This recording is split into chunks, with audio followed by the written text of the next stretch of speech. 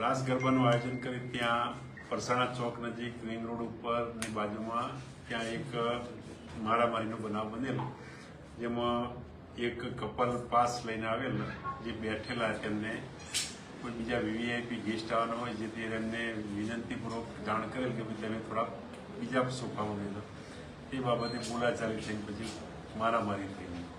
અને હાલમાં એ જે ઇન્જરી પામનાર છે 3 જણા છે, મૌલિક પરસાણા, હરિભાઈ સોરઠિયા અને અશોકભાઈ ફળદો, અને હાલ એ લોકો સારવાર હેઠળ છે અને ત્યાં ફરિયાદની કાર્યવાહી ચાલુ છે. સાહેબ, કોના દ્વારા મારવામાં આવી છે અને એની અત્યારે ક્યાં?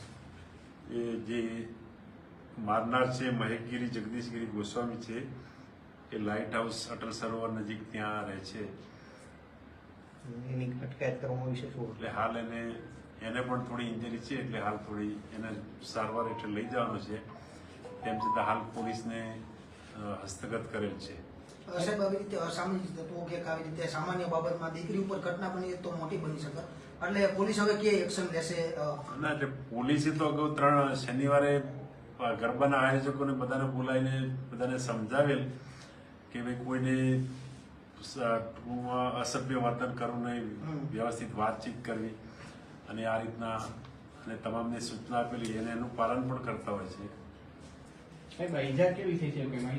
ઈજા હાલ હજી સુધી કોઈ જાણવા નહીં મળી, પણ એક ભાઈને 2 ટાંકા આવેલા છે. Okay, thank you.